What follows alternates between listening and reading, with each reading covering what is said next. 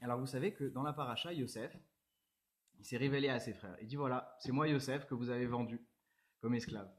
Et alors les frères, ils ont eu très honte, en plus ils se sont dit ouah, il est roi, celui-là, qu'est-ce qu'il va nous faire? Et Yosef, il leur a dit ne vous inquiétez pas, ce que vous avez pensé faire pour le mal, Dieu, il l'a pensé pour le bien. Et alors, donc nous, on voit ce que Yosef, il a fait, on se dit mais c'est pas possible, comment il a réussi à faire ça, etc. Mais mettons-nous du point de vue de Yosef.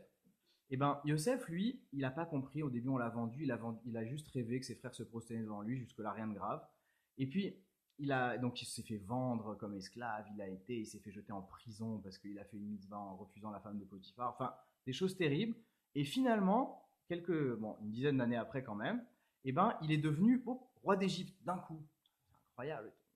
Et alors ce Yosef-là, quand il a compris tout ce qui lui était arrivé grâce aux choses catastrophiques qui lui sont arrivées dans son existence, eh ben, il a conçu complètement un autre regard sur la vie, et puis avec un détachement admirable. Mais finalement, c'est pas un détachement, c'est juste de se rendre compte que si on prend du recul, on arrive à voir les événements négatifs de la vie différemment.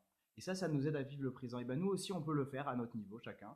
Et se rendre compte que finalement, quand Hachem nous a envoyé des événements un petit peu contrariés dans notre vie, eh ben, on peut, avec le temps et avec du recul, en faisant ce feedback-là de Youssef, eh ben, on peut se dire, tu sais quoi, regarde ce qui m'est arrivé, là j'ai raté une année de fac quand j'étais en première année, et puis finalement j'ai changé de filière, et puis là-bas j'ai rencontré mon conjoint, où j'ai eu un échec professionnel, et puis finalement ça m'a permis de revenir sur moi-même, et puis de redéfinir mes priorités dans la vie, et puis toute ma bracha, de tout mon bonheur d'aujourd'hui vient de là, toutes sortes de choses comme ça. Et ben quand on apprend à voir le passé comme ça, on peut aussi voir le présent différemment et atténuer un petit peu la difficulté des épreuves.